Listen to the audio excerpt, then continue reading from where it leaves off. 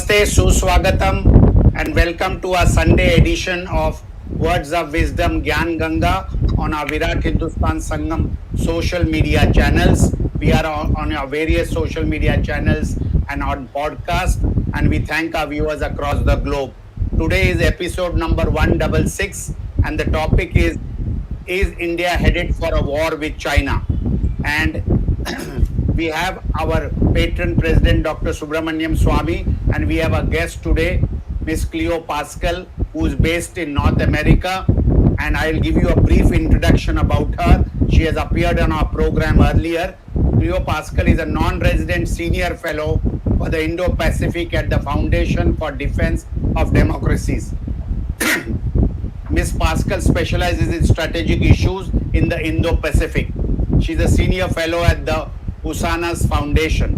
She's also a fellow at the Conference of Defense Associations Institute. She's a fellow at the Canadian Global Affairs Institute, a collaborator at the Network for Strategic Analysis, and on the International Board of Advisors of the Kalinga Institute of Indo-Pacific Studies and the Global Counter-Terrorism Council. She was a visiting fellow at the Gateway House Indian Council for Global Relations in 2019. Apart from contributing to peer-reviewed academic books, she has contributed to numerous journals and newspapers. She is at presently the Sunday Guardian North America special correspondent. We welcome her to our show, and in the next 30 to 40 minutes, she along with Dr. Swamy will be discussing a very important subject: is India headed for a war with China? I have to thank my co-host, Professor Arvind Chaturvedi from Delhi, and Sri Ramesh Swamy for their support in hosting this Sunday program for the benefit of our viewers. I also wish to inform you that 2 Sundays ago, because last Sunday we had taken a break, 2 Sundays ago we had a discussion on the parliamentary system, constitution and other issues, and we had a record viewership of 1,53,864 viewers from across the globe in nearly 120 countries. So we thank you, our viewers, for their support. I also have to thank our technical team led by Ashish Shetty, Tejas Navalgul, Ishwar Iyer, Swaminathan, Rakesh Gadgi, Vishal Mehta and Ajesh Nair for their background support to put this important program of Virat Hindustan Sangam every Sunday together. Thank you, and it is over to Dr. Subramanian Swamy to initiate this discussion on a very important topic which is of interest to all people in India and across the globe. Thank you. Over to Dr. Swamy. Yeah. Thank you very much, Jagdish. This is a very important topic, and I'm sure that's going to be a hot topic for at least many months, if not years to come. We have a straightforward question that we have posed. Is India headed for war with China? Question is, why should we be heading for war?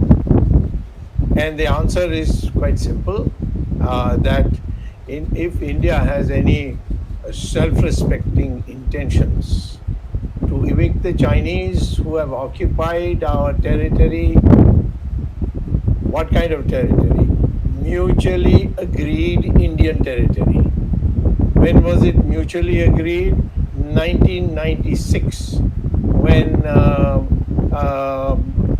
many of us worked for improving relations with China.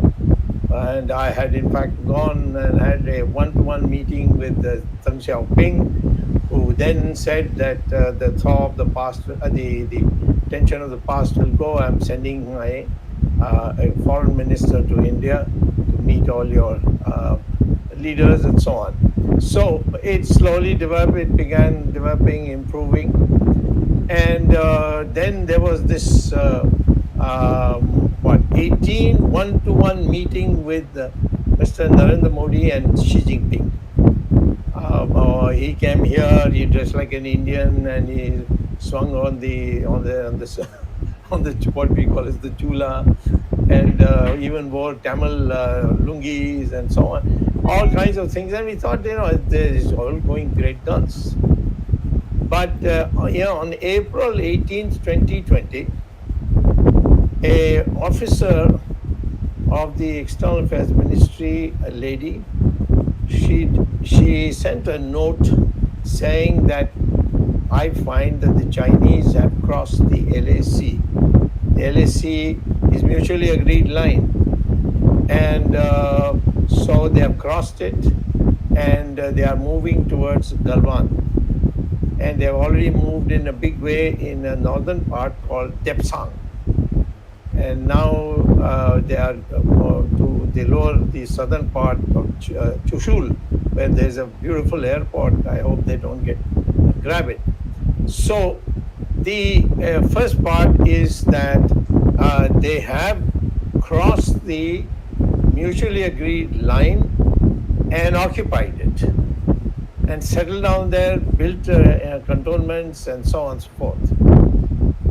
The surprising part is that the Indian Prime Minister and Indian government, they have yet not said that China is aggressed. They keep saying on the LAC, on the LAC.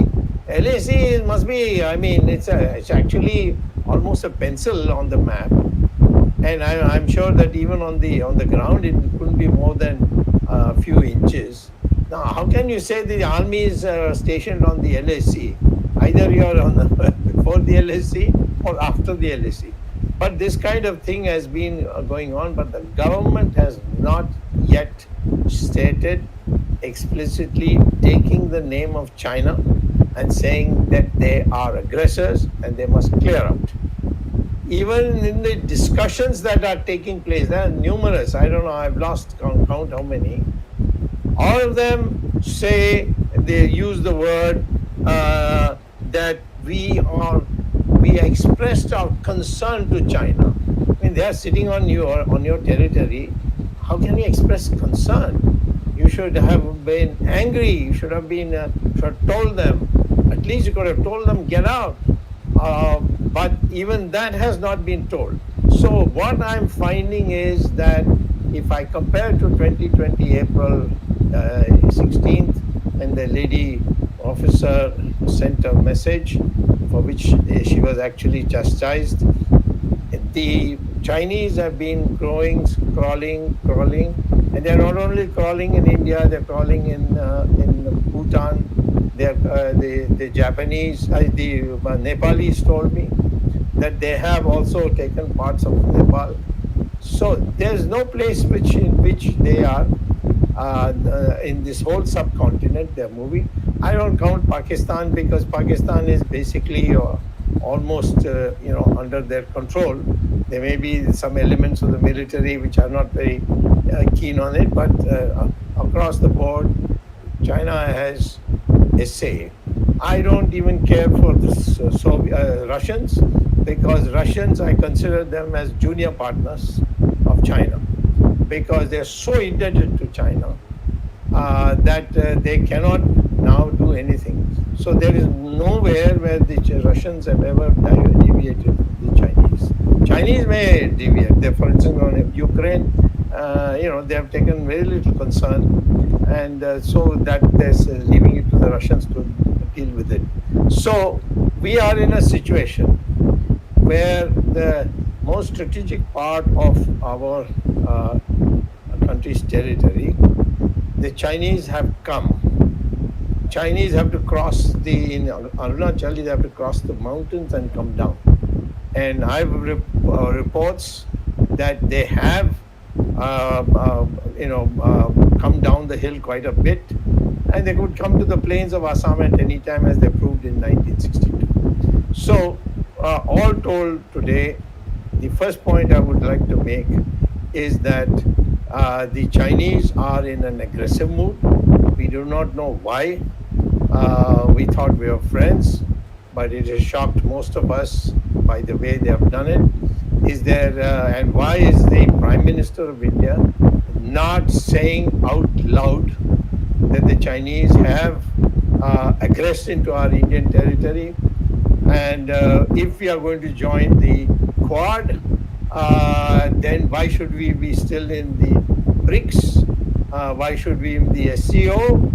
And we can't be with everybody, especially those who have occupied our territory.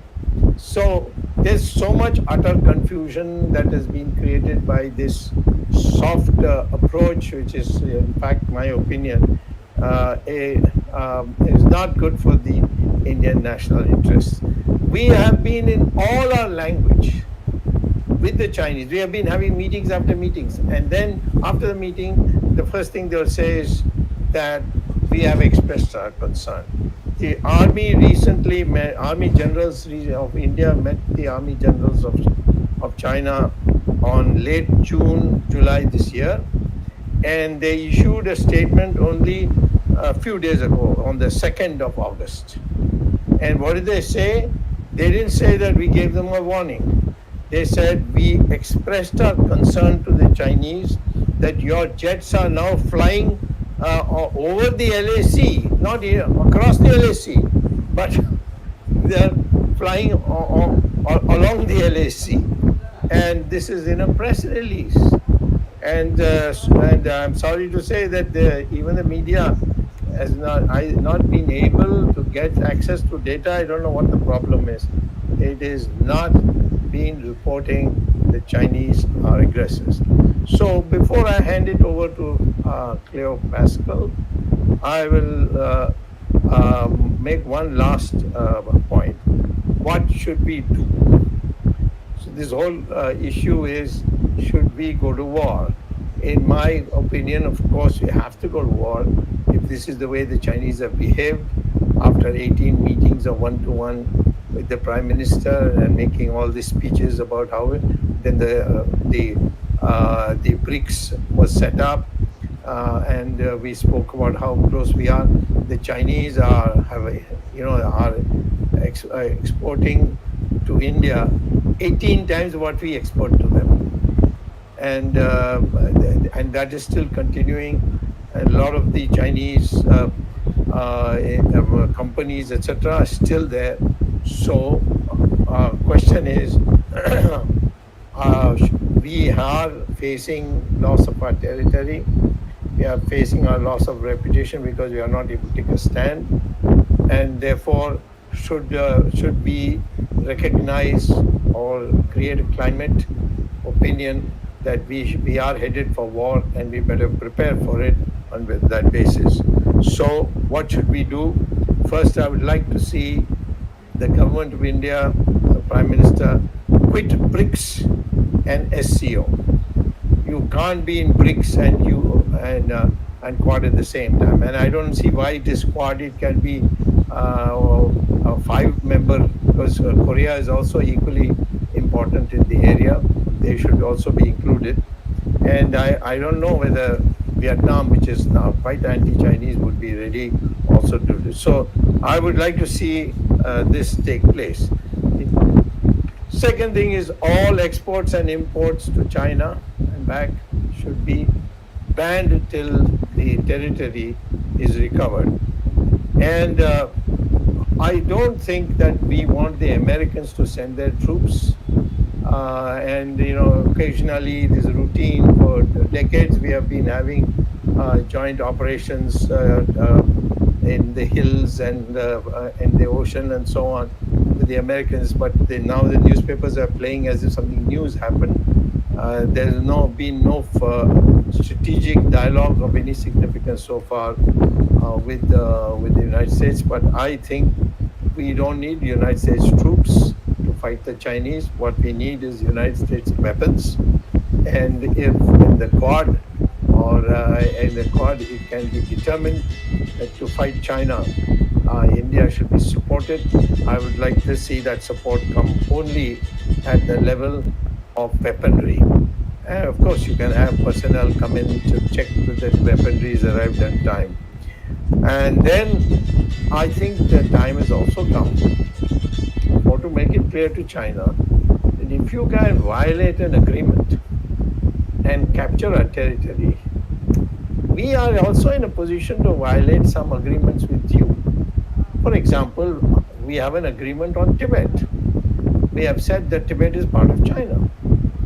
Now, why we should be saying that when you don't accept our territory as part of our country, and you are laying claims, and you're doing it via clandestinely. So this is one. Second, why should I now not say that the People's Republic of China has become a rogue country, and therefore the Chinese people should be recognized as those in Taiwan, and that Taiwan could be recalled as the Republic of China. I'm not saying we must do that, because that means breaking our policy.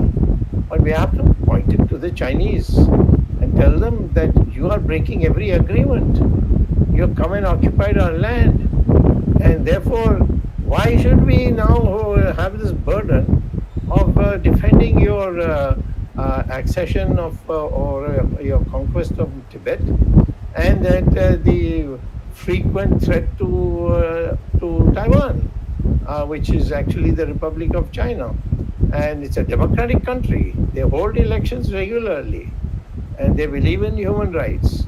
And in terms of production, they are they are much superior to China. In fact, most of China's early economic development, take for instance Lenovo was all the circuits and everything came to China, and China only put the keyboard and the screen, and then put Lenovo made in China and exported to the West. So this is a country just like Israel. It's a small country but has enormous capacity in technology, the same way Taiwan is like that. And I think we should consider all options and put it to the Chinese. I'm not saying we should act on it, but I should certainly like it to be put to the Chinese and told that if you don't clear out, we will implement these 5 steps. Over to you, Cleo. We're all here to listen to you. I'm not sure, but thank you, Dr. Swamy. It's a huge pleasure and honor to be on the show and to learn from you as I have been for many, many years, and your great team. You've summarized it better than I possibly could. Extremely helpful start. I guess the only thing maybe to add is that China has been at war with India kinetically, obviously, since '62, since they got rid of the buffer state, right? Since, there used to not be the problem because there wasn't a border. As soon as there was a border, then there was a problem.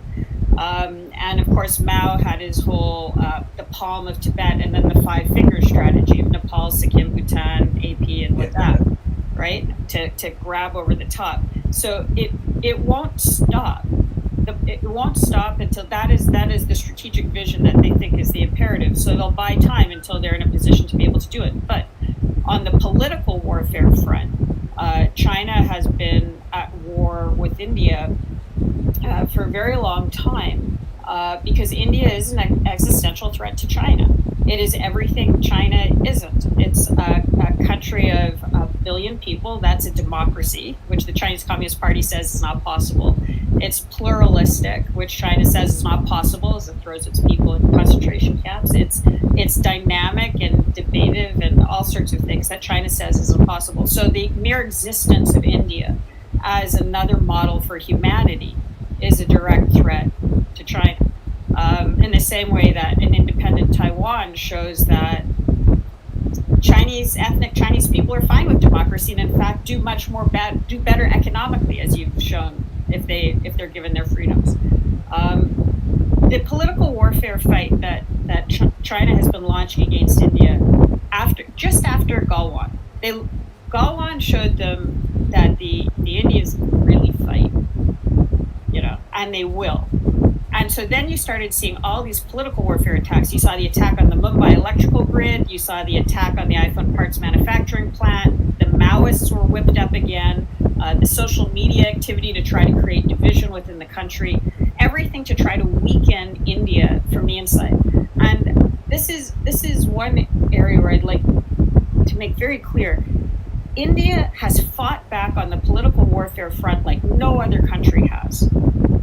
Extremely effectively. The banning of WeChat and TikTok and the rolling up of the spy rings, and especially the work that you've done and your colleagues have done around corruption. when the Chinese can come in through those corrupt players, they can destroy the body politic. So the fight against corruption is a fight against Chinese political warfare, along with many other things.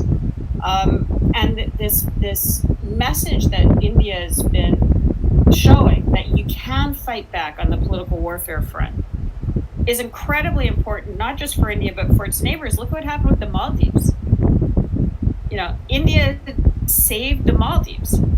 India's trying to save Sri Lanka. I look a lot at the Pacific Islands. China has incredible grip over the Solomon Islands. Today, or just these take days, they're commemorating the start of the Battle of Guadalcanal. Carolyn Kennedy is there. There's a whole big thing. There were all of these diplomatic delegations when China started holding on to, when they signed their security deal with the Solomon Islands. The Americans went, the Japanese went. The one high commissioner they tried to keep out of the country was the Indian high commissioner.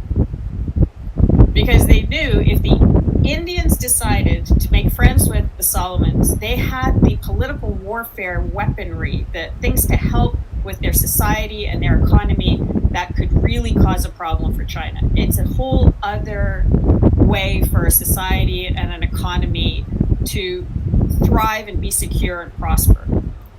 So the war is on. It's on kinetically. It's on politically. India has fought back on the political warfare front like nobody else has. It's helped not only India, but India's neighbors, and has been a model for what other countries aspire to. Countries in the Pacific want more India. And on the kinetic warfare front, that's something definitely that's not something anybody who isn't an Indian can discuss, because that's the lives of Indians. Nobody can decide that except Indians. I would hope that the West, the free world, I'd prefer that term because I think the Japanese would probably help also, would support India in as many different ways as they possibly could, whether it's intelligence or what you said about the economic thing is critical. The Chinese economy is hugely vulnerable. If the U.S., better than send troops, cut the Chinese off from the dollar. That would start to really hurt them. Similarly, start publishing everything we know about the families of the Chinese leaders. Where does Xi Jinping's daughter go to university? Does it happen to be, your alma mater, for example? Where's their money hiding? Where's that? Really show that these people are hit their legitimacy. So there's a lot that can be done on the political warfare front that could really damage them as well. And I would just like to thank you for all that you've done to keep, and I know it's a team effort, but I also know that being the tip of the spear is never easy. Yes. So thank you for that, and also India as a whole for showing that we can fight China on the political warfare front, and we really have to. Yeah. Well, that's a very succinct presentation of the subject. Let me ask you a few questions, maybe a couple of them before my colleagues start asking you. And we also get from the audience, we get sometimes questions. We'll pass it on to you. See, let's look at the Indo-US cooperation. There is in the United States some people who don't like the politics of the BJP, saying that you are hurting human rights and so on and so forth. So first question is, do you think that will be a factor in helping India in case we get into a major conflict with, on the ground, military conflict with China? The second is, Indonesia is on one side of the Malacca Strait and India is on the other side in Car Nicobar. If Indonesia and India decide to monitor the traffic in that small area between on the either side, on which either side Indonesia and India are, China will not be able to do any foreign trade with any country. can block it. And if in addition we can draw in the Vietnamese and the Singaporeans, then I think dealing with China on the ocean is going to be no difficulty. So my third question would be, and I would like to see whether the Americans would consider supporting such a move, that the Indonesians and the Indians get together and start monitoring, like the Suez Canal, we start monitoring the Malacca Strait, where 90% of the Chinese foreign trade goes through ships. Now, the whole question is, as an Indian, I'm not speaking on behalf of the government, even though I'm part of the ruling party. I would say the thing that the Indians would like, of course, are your modern weapons. And the small weapons, I think the Israelis have done a complete job. We don't need, a repeater rifle and things like that. The Israelis have done a fantastic job of selling us those things at a reasonable price. But in the question of cyber warfare, in the question of satellite imaging, and in the question of your Seventh Fleet's role, how far do you think the Americans would go, or likely to go, given the political constraints, whichever they are, in our fight with China? Would you like to see it? And the Indians don't want your troops, so you don't have a Afghanistan or a Vietnam problem. We have enough troops. But the question is to empower our troops with the most modern weapons, and our people will catch up, learn these things very fast. We can't be dependent on S-400, which in fact the Russians have not even fully delivered, because they diverted some of it to China, and because the Chinese demanded it in advance, so they skipped our position in the queue and gave it to the Chinese. So these are some of the questions I want to ask before I go to my colleagues. Thank you. So the Indonesia question is really interesting, and I think it gets to this sort of this is a discussion that we had a while ago about, at the beginning of the Second World War, the Americans and the British got together and wrote this Atlantic Charter for their vision for, what they wanted the world to be like afterwards. And it's high time, I think, for an Indo-Pacific Charter led by the countries of the Indo-Pacific, with obviously India as a lead on that, about what the countries of the region want. So in the context of sort of India, Indonesia, if you build it between, there's so many linkages, historical, cultural, geographic linkages, you don't need others. And if it's fighting to protect all of the things that the free world says it wants, freedom of seas, democracies, all that stuff, others have to join, right? So you don't have to wait for others to lead on that. And in fact, it would have more legitimacy if it comes of the region. On the U.S. helping, so of course, as you know, I'm a Canadian, so all I can do is apologize for what my country has not done and should have done on many files related to India. I do have the privilege. I do do some lectures at U.S. Military seminars, and I can tell you the rank and file in the U.S.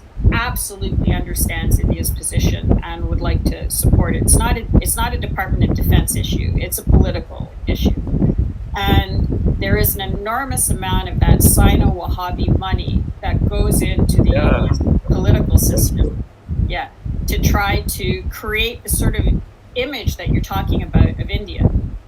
And I'll be on panels, and out of nowhere, somebody who says they're a human rights person from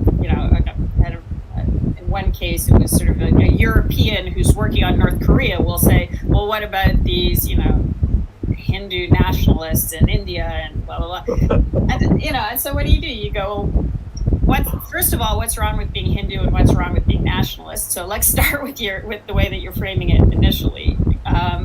But that's how they try to derail the conversation. And there is a lot of money that goes into academia and goes into the media to try to, and obviously goes in through lobbying firms to try to create that. Because if you truly care about what China is doing to your country, no matter what your country is, you need India as strong as possible. This was something that I did an interview with a young Korean American called Si-Hoon Kim, who said, on the university campuses, what you feel rising is rising anti-Semitism and rising Hinduism. And the push is coming to a large degree from the Sino-Wahhabi type lobby stuff.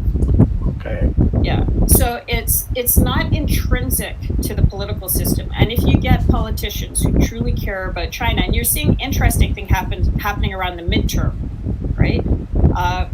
People who want the U.S. to stand up to China, to defend its economy, to do all of the things that you're talking about India doing, they know they need India as an ally, and they need a strong India as an ally. So it's a byproduct of this political warfare. The U.S. has not managed to ban TikTok or WeChat. When India did it, the Trump administration tried to do it, and a WeChat users group sprung up out of nowhere. This is the lawfare component, right? And sued to say it was a restriction of their First Amendment freedom of speech rights. And they dragged it through the court. The Biden administration came in and dropped the ban and paid the legal fees of the group that had sued them to do it.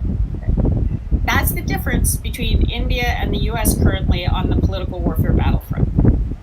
And that plays into the U.S.-India relationship very deliberately on the part of those who want to keep U.S. and India apart. Yeah. One very, very short question. We don't want the United States to be involved beyond supplying weapons. And so the question of United States involvement as it happened in other countries, where your concern for human rights and all these things are matters which were relevant for your congressional bodies to pick it up. As far as India is concerned, fighting China and bringing it to a defeat is a huge contribution to not only global but even American national interests. And in that, the only thing that the Indians would require, according to my understanding, I've been for several years member of the Defense Committee. I've been to every nook and corner. I also follow it. So I think the Americans couldn't get a better opportunity to fight with China than an India-China fight, and the Americans only supplying weapons. So in that sense, you think that the Sino-Wahhabi, which I fully agree with you, I know all of them. Some of them infiltrated in Harvard and made a lot of trouble for me. So I know that, but the fact is that the American establishment could easily work independently of their influence on a matter like a war with China for India. So just my comment. Now I'll go over to my colleagues and Jagdish, who's Ramesh. Ramesh is a scientist based in New Jersey, but he's as Indian as they come. So he keeps very close touch with with the Indian developments. Professor Arvind Chaturvedi has been teaching in business schools, and he's a scholar. And of course, Jagdish Shetty is based in Bombay, and he really manages our political network very efficiently. So all three of them are very talented people, and they're going to ask you questions. So over to any three of you. Okay, I'll take the first one. Cleo, you'd written sometime in March about China to dominate the Pacific. And the U.S., when the U.S. is mired in Ukraine, they're taking the Polynesian Islands, Solomon Islands. You've written about. Is China taking away too many problems, like the Polynesian Islands issue, the Taiwan issue, the India issue? Are they taking way too many problems, and are they capable to handle all of these when they erupt again? So that's the question. Yeah, no, it's a very good question. So I see the Pacific Islands and the India issue from a Chinese perspective is linked. So if China is going to expand on the land front, the biggest problem is India. It needs India either neutral or off the board in order for it to be able to move in terms of land. And in fact, Dr. Swamy, I'd be this SCO question. I don't really understand the SCO, but this is a question maybe for later. Is the relationship between India and Central Asia? Can India offer a different alternative or bolster Central Asia? So I wonder if being in SCO, I wonder if I just don't know whether it's so corrupt at this point. There's no point being there, or whether it's at least an opportunity to meet some of the Central Asian states.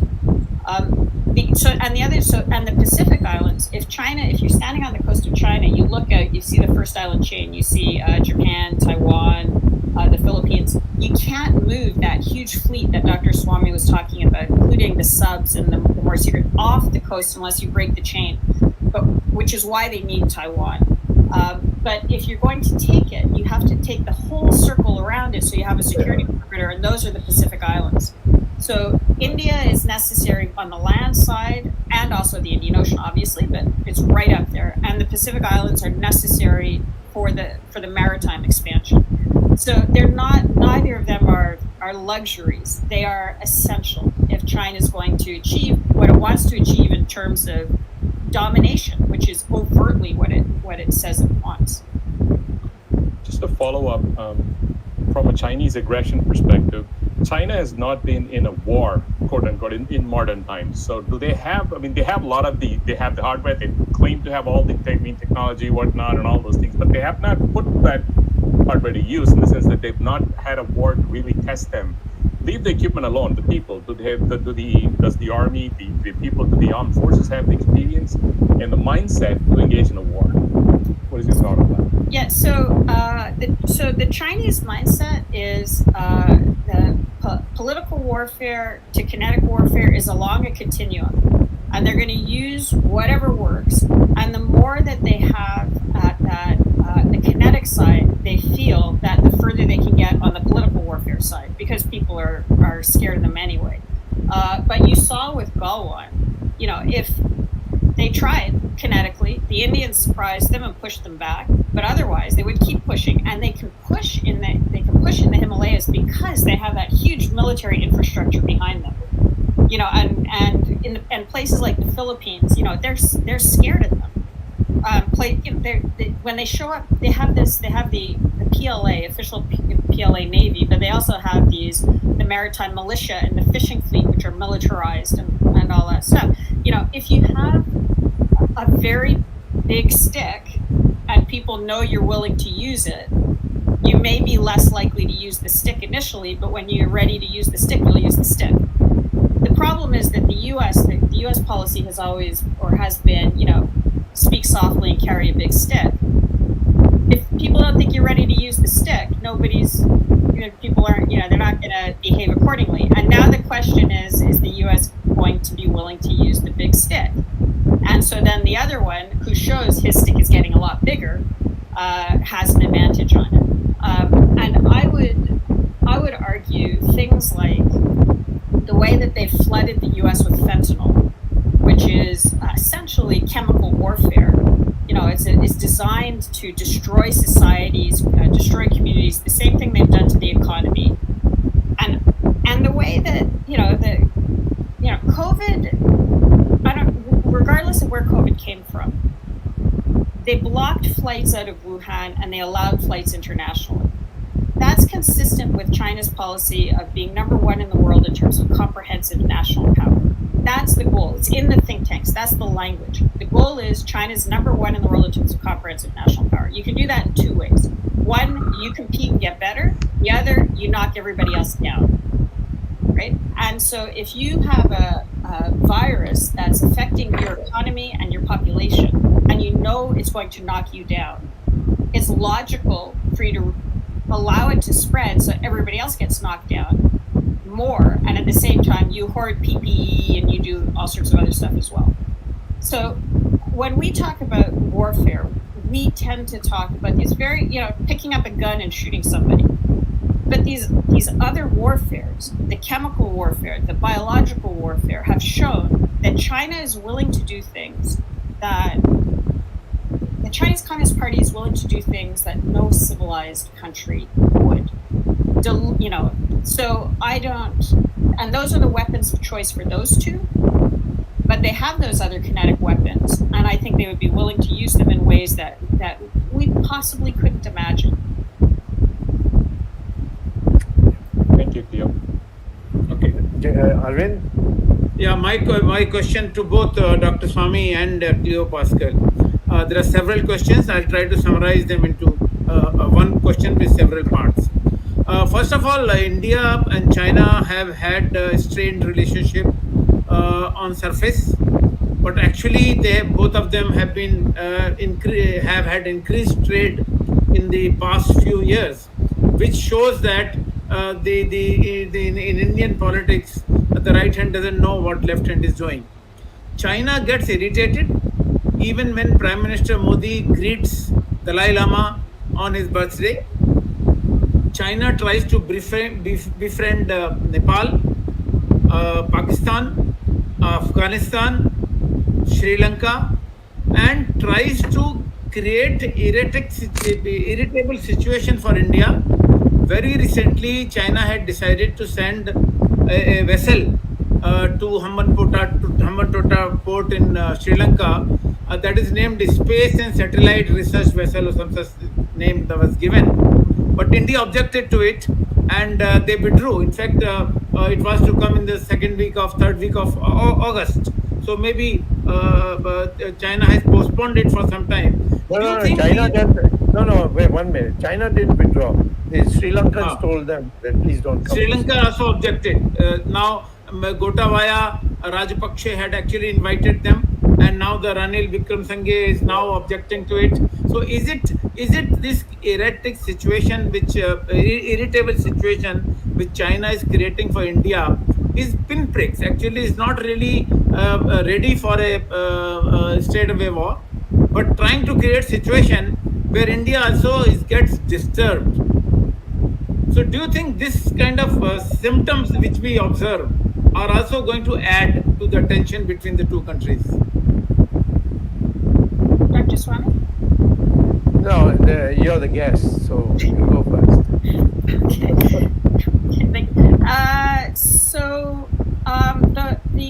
That ship is really interesting, Wan Wang 5. It's a massive spy ship, and it was just in the waters of Palau. And the government of Palau was really unhappy with it, but didn't have the capability to say no. And this is where, India is showing this, first of all, this is a bad ship. We don't want this anywhere near us. And saying it publicly helps other countries like Palau say, yeah, that's why we don't want it. But also, as India gets involved and starts to create this space, the security space around it, it gives a model for others to try to replicate. And if in the context of the Quad, for example, the Quad was involved with the Pacific Island countries, it could help them defend their waters from things like like these ships. And this pinprick thing that you're talking about, it's very relevant because there is this other Mao policy of taking the countryside to surround the cities and then take the cities. sort of to take the fish, and then so you can take the island. And so the idea of this sort of warfare is you slowly take the easier to take area that's around it, and then suddenly the city realizes it's cut off and it can't operate anymore. So if they can take Sri Lanka, if they can take the Maldives, if they can and the countries that they can't take, if they can create a state of entropy, chaos, disintegration, fragmentation, so that they're weak, so weak that the Chinese can come in and use their influence operations to take control, like they tried to do in Nepal, like they've tried to do in the Solomons, then you are effectively surrounded. Your operation. So they might seem like little things all around, but you have to do what India is doing. You have to fight all of them and push out from the island to keep the seas secure in the Maoist analogy. Because otherwise, when you do try to act, you may end up with the problem. And on Afghanistan, just a quick question. I don't know whether you do you know what? Does anybody know what happened to Bagram Air Base? Who's at Bagram now? The Pakistanis are definitely there.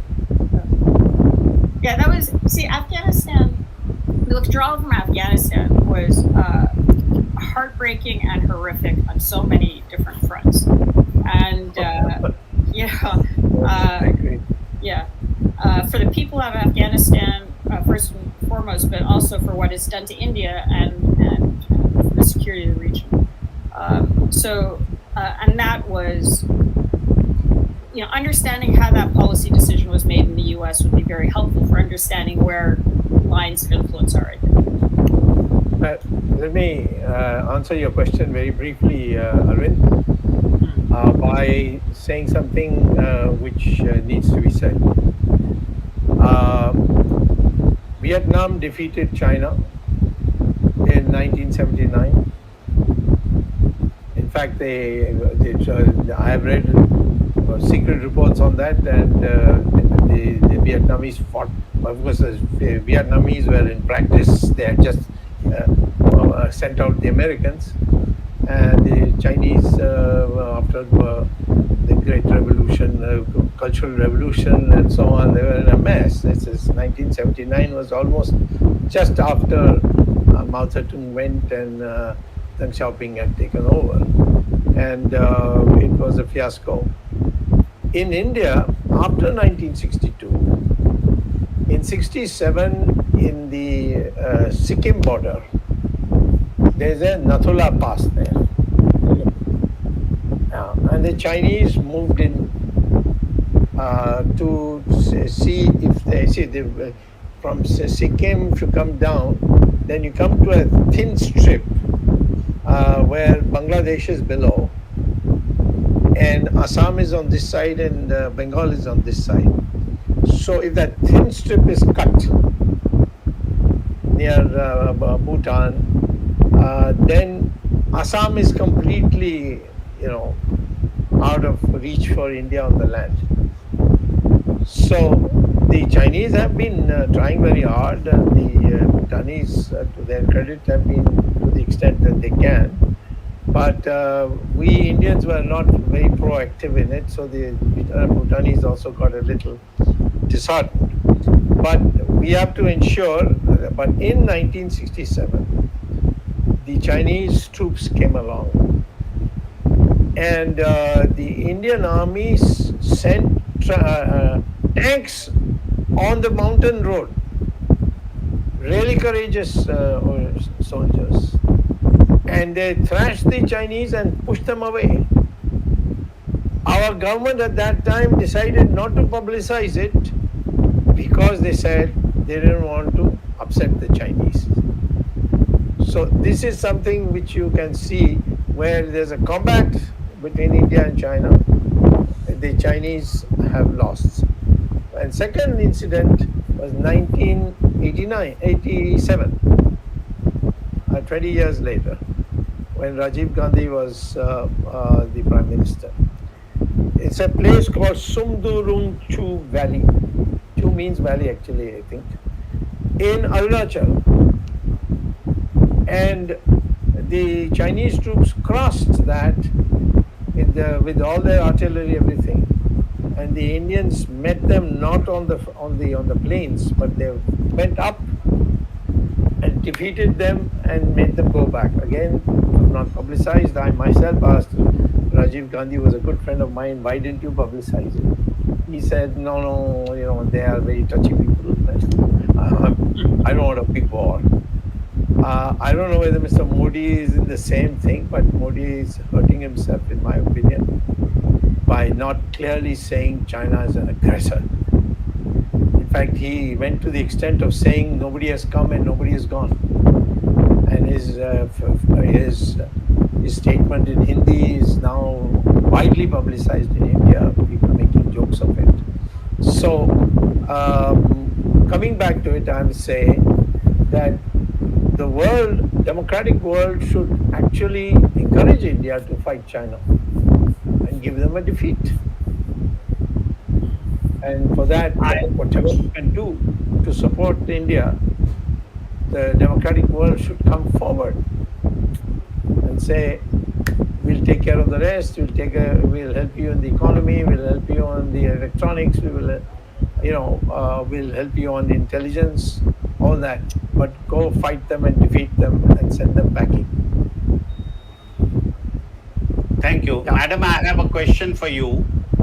How does the Western world see last 2 years our government, I would say, dilly-dallying on what's happening on the border?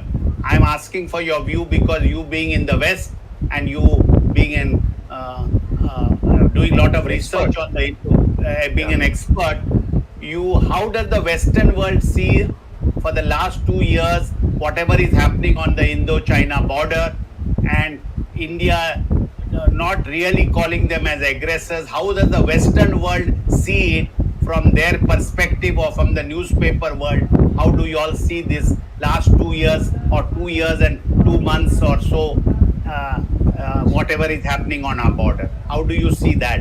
Or how does the Western world see that? So, if I want to see coverage about India and China, I have to go to the Indian media because it's very, very little covered in the Western media. Yeah. And what coverage there is tends to be through the lens of whatever that media's existing attitude towards China is. So if their existing attitude is, if we just talk to China, everything will be fine, then they present the talks as a good thing.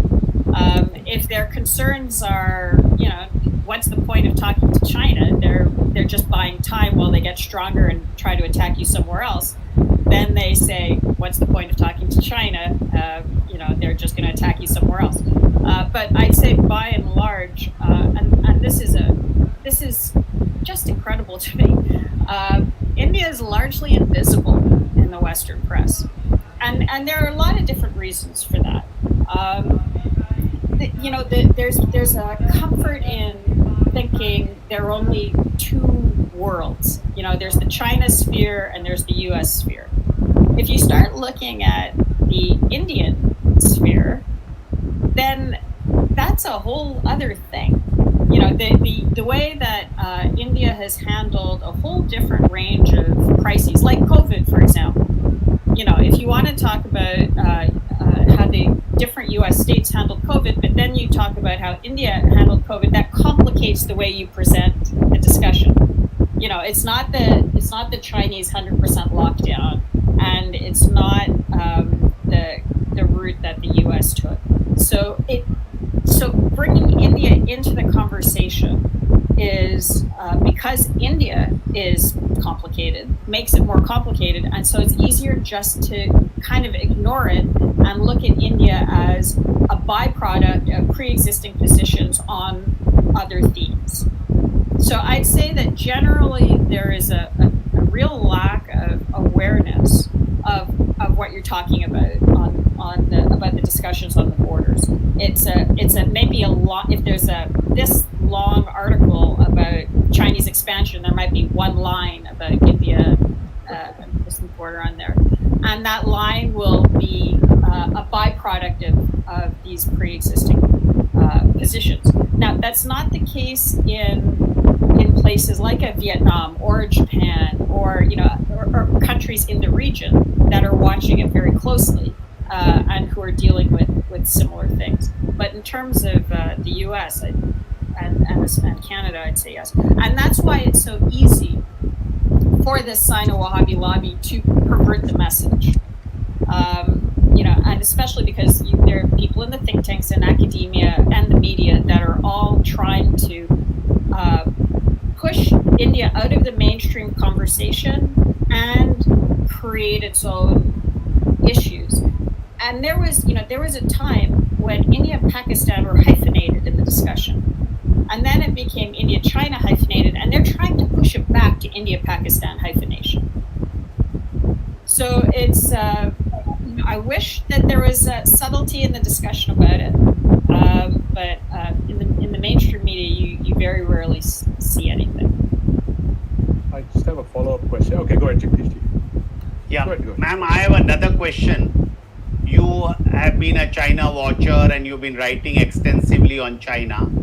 I want to know, I'm now deviating from the topic of Indo-China. I'm going back to China. Do you think there is a possibility of any type of rebellion or change of leadership or some type of dissent happening in the Chinese leadership in the next few years or few months? Do you see anything like this happening in China? So on that, I would on that specific aspect, I would definitely defer to Dr. Swamy, who knows this much better than I do. All I would say is just for the framing of the question, because we get this a lot. The Chinese economy is collapsing, the demography is collapsing, and I've seen a few questions like that appear.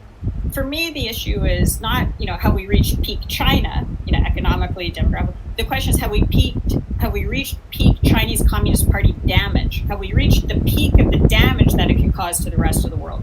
And whether the country gets stronger economically or weaker or demographically, I don't think they're anywhere near the peak of the damage they can cause to everybody else. And so we need to, from my perspective, that's what I'm worried about. Dr. Swamy? Dr. Swamy, you would like to say on this anything internally happening in China, especially political leadership? Listen, first of all, the Chinese economy prospered because Taiwan, Japan, Korea, Philippines, Singapore, they produced modern equipment, refrigerators, televisions, laptops, etc. But their labor began to get, these countries, their labor began to get expensive. So it's the Americans' bright idea to the Chinese in 1972 that you got a lot of hardworking labor. What we think is that the American conception was that we'd like to bring China in, but China is a lot smarter than, they can't be easily being brought in and digested. So they said, you get this semi-processed goods from East Asia and set up companies here jointly with the Americans, let the Americans alone do it, and so on. And then it's like, for instance, Apple, but so many of these refrigerators, everything, they have the basic parts, the basic parts of the refrigerator or the air conditioner, whatever, is produced in these East Asian countries. It is sent to China. China adds value added by putting, for example, in Lenovo, as I said, they put the digits for typing and the screen and the cover, and then of course they claim it is made in China, Lenovo, and sell it at a much higher price. So if you look at the Chinese trade with East Asia, they are negative. But if you look at it with Europe and America, it's a huge positive. So China accumulated enormous foreign exchange by this method. And India could have done it also, but the people I talked to, they said, you got all kinds of archaic laws. We have to go to court and sit there for 7 years. India is a mess. Here, of course, China being a communist country, you just walked in and the Chinese signed it, and everything, went smoothly. And the labor was cheap, and they were very hardworking. Chinese are very hardworking people. So the labor was cheap. So that was the economy. Now that's ended, because the Chinese urban centers have become very prosperous, because now they're all facing problems. All these big buildings are all getting empty. The excess capacity in China in the urban sector is tremendous. And the agriculture prospered because people, the workers, the surplus workers all came to the city, got jobs, and all that is gone. So if you ask me whether China's economy will fall behind India, well, if Indian government learns economics, then we'll overtake them. At the moment, the Indian government has no concept of the way we have a supply problem or a demand problem, or what kind of problem we have. So it's, I'm just exasperated. So I don't talk about economics anymore, because it hurts all my training, my conscience and so on. I get very, very upset when India is loaded with cheap labor. India is loaded with the market. India is, so many things, but we don't even know that the problem with India is not supply but demand. So if it is demand, then please make it life easy for the people to spend. So lower the taxes, but they're going on raising the taxes, whether it's a petrol tax or not only income tax but every other. So India can overtake China without any difficulty. Especially now, because the Chinese have got, their model is over. Now they cannot produce the way they were producing earlier, and therefore they haven't got that kind of centralized system. So I would say that if there is a war and the Chinese lose, then I can't rule out that within the army there can be a coup. Because there is a murmuring even today that Xi Jinping is going too far, that we are losing friends very fast. So the main thing is India should prepare for war. Don't worry about China. We have defeated them, as I told you, in Nathula. We defeated them in Sumdurung. And we defeated them in Galwan, which is pointed out very correctly. We actually defeated them in one of near the Pangong Lake in one of the mountains. We climbed it and we occupied it. And then suddenly, in a fit of generosity, we returned it to them without any quid pro quo. So I think India needs a mindset that we have to get back our territory, no matter what the cost is. And I'll tell you, the Indians will pack it fully. Like in 1962, Nehru collapsed, but the people didn't collapse. They came out in huge numbers and put money in buckets and so on, so that the defense expenditure could be met. So that's the key thing. Indian mind is much tougher than, we may look very disorganized and so on, but see the emergency, kept quiet throughout. When the elections came, which part defeated Mrs. Gandhi? The most illiterate part of India, the northern states. They wiped her out. The educated southern states voted for Mrs. Gandhi. So these are the potentials we should recognize it. But I think we have now got a mission that we have had enough of this Chinese behavior with us, and they support our enemies, and we are not complaining about it. They are the biggest supporters of Pakistan, and they are supporters of Burma. They nearly took away Sri Lanka, but fortunately, despite whatever people may say, it was Rajapaksa who ultimately brought it to a management level, and he pleaded with India, give me the money for Humantota, I will send the Chinese home. But here our bureaucrats started strutting around in Sri Lanka and made a complete mess of it.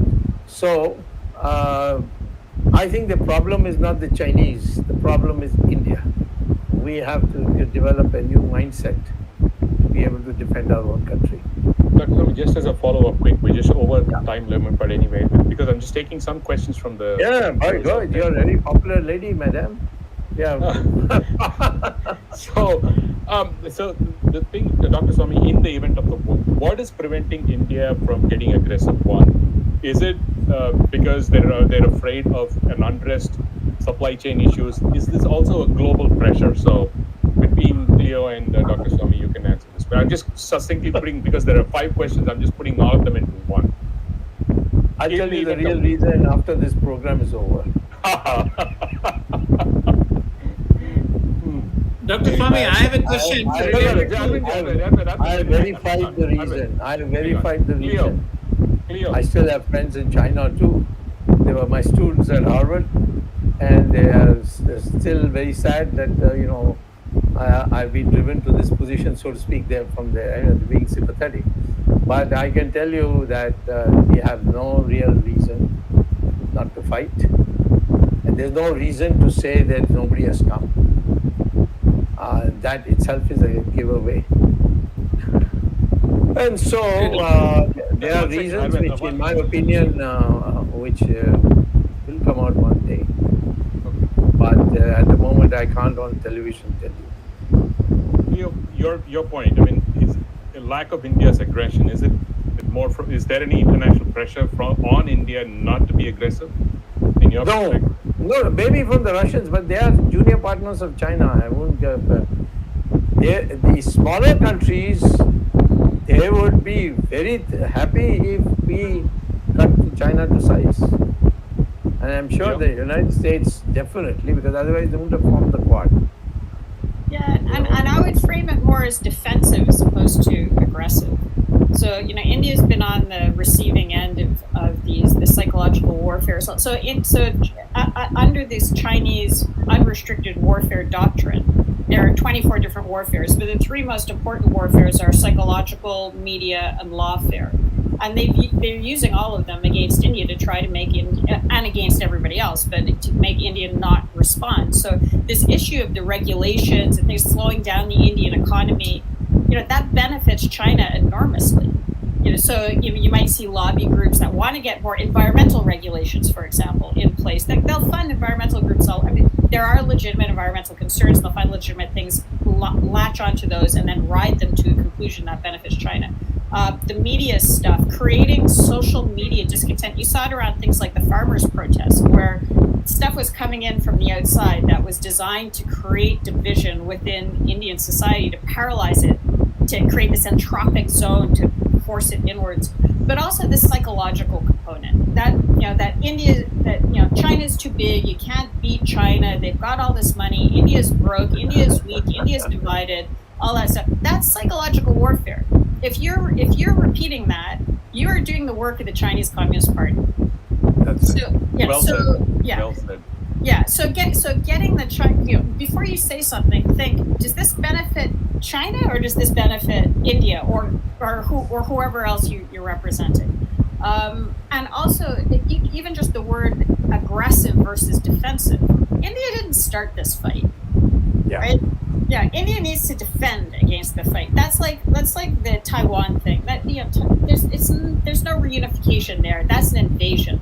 And when you look at China's One China policy, which includes parts of India, that's an invasion plan. They're telling you the list of locations and countries they want to invade. So taking control of the language helps you take control of your mental space. And as Dr. Swamy said, that's the primary battle space right now. China has been trying to get into your head, get into all of our heads, and paralyze us so we don't act. And the first thing you have to do is clear out your head and figure out what is good for you and your family and your community and your country, and then build off of that. And the last question is about why is Taiwan not recognized, quote unquote, as a country by India? Your thoughts, Cleo. Should India? I know what Dr. Swamy is going to say, so we all know. It's true that a lot of us know, but your thought process. I really can't speak for India. I mean, the one thing I've learned about dealing with, or learning from working with India is, Indian strategists from the Arthashastra forward are much smarter than I am. So if there's a decision that's being made, there might be very good reasons for it that I couldn't possibly understand. So I can't say why, but I would like to very quickly go back to the economic thing, because that's China's big vulnerability, and as Dr. Swamy was saying, that's India's great strength. India not only has a young, educated, English-capable population, but there is rule of law, all the things that you need for an economy to grow. The Chinese economic model is fundamentally parasitic. It goes into other countries, it sucks out intellectual property, it sucks out capital, so it brings it back. So China can only grow as long as it's parasitically depleting other economies. So getting China out of your economy is essential for you to be able to grow as a country. I mean, you can't completely do it, or maybe you can, and if there's war, we're going to find out. But engaging with China economically is almost never, I can't think of a single case where it's beneficial to the host country because of this parasitic component to it. Leo, last question. Okay, just one interruption. Go ahead, Doctor. Name one big country which has recognized Taiwan. Why you're singling out India? Morely because of where we are today. As far as our No, so therefore, what you're saying is that unlike even the United States has not recognized Taiwan. Look at the hullabaloo over that Nancy Pelosi.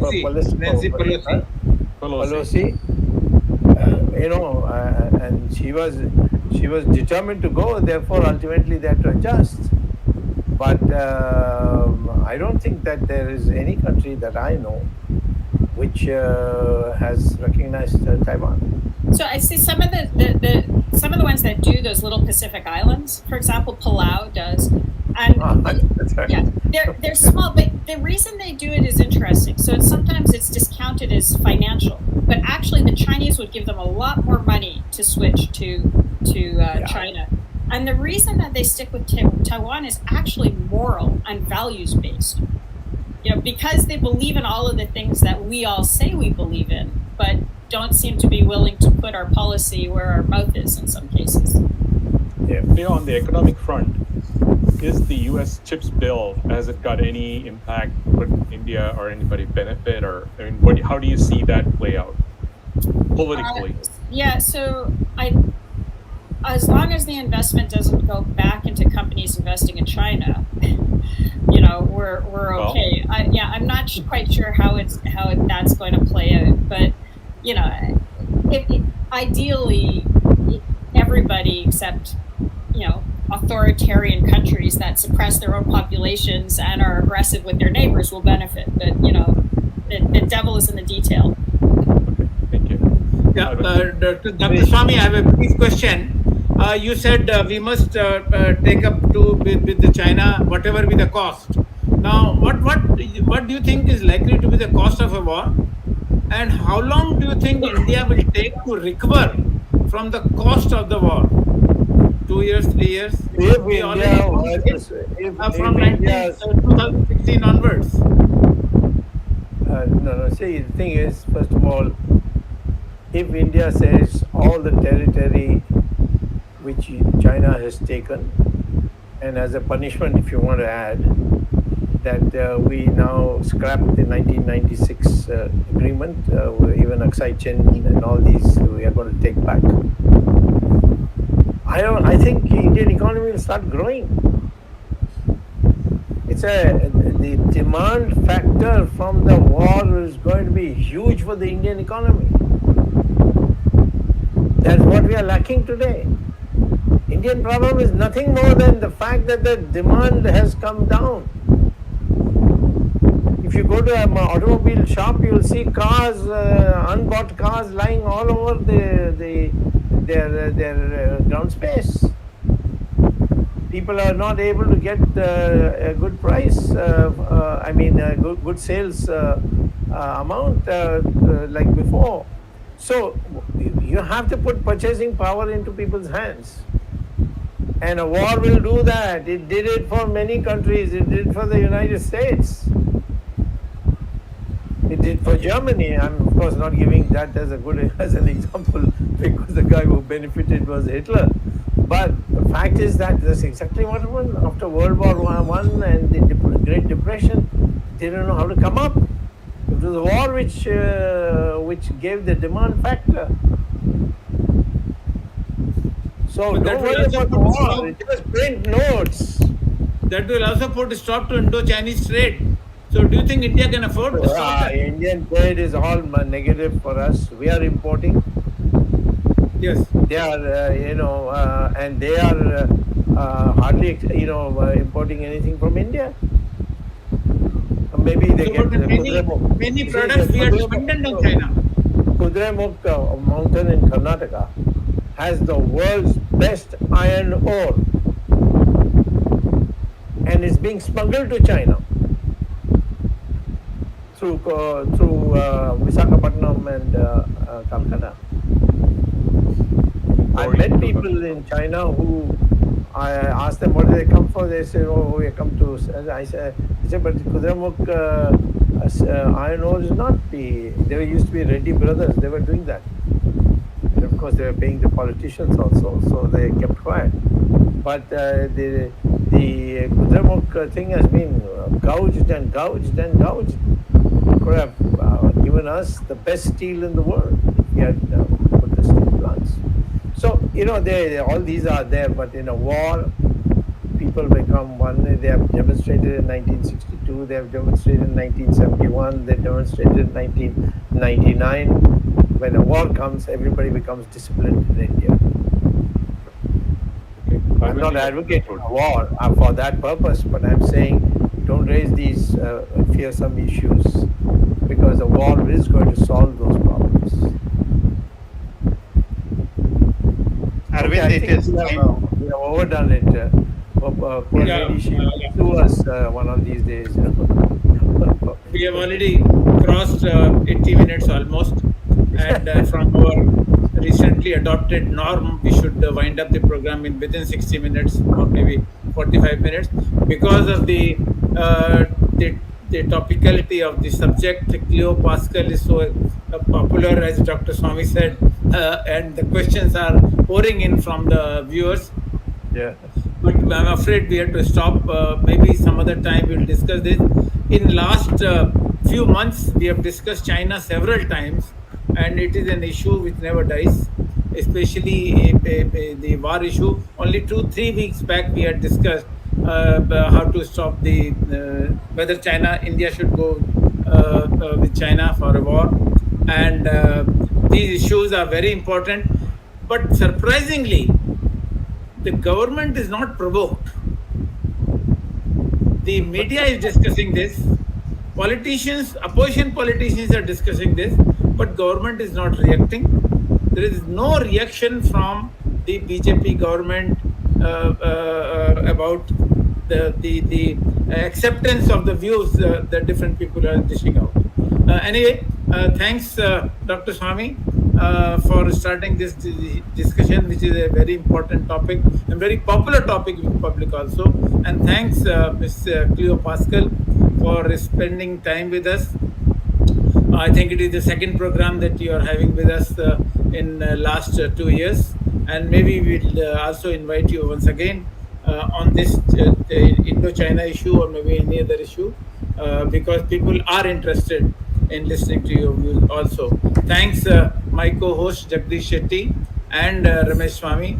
I also thank the technical team led by Ashish Shetty Ishwar Iyer, Gadgi Rakesh, Swaminathan, Tejas, Navalgul, Vishal Mehta, and Najesh Nair, without whose support this program is not possible. And the popularity of this program is growing weeks over weeks.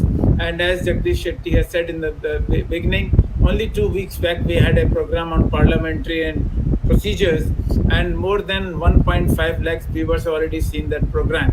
So the popularity of this program, 166th episode, will continue like this. Next Sunday again we'll meet at 8 p.m. in 167th episode with Dr. Swamy, new topic and perhaps a new guest. Thank you all. Viewers, we'll be meeting next Sunday. Till then, namaskar. Jai Hind. Jai Hind. Dhanyavad.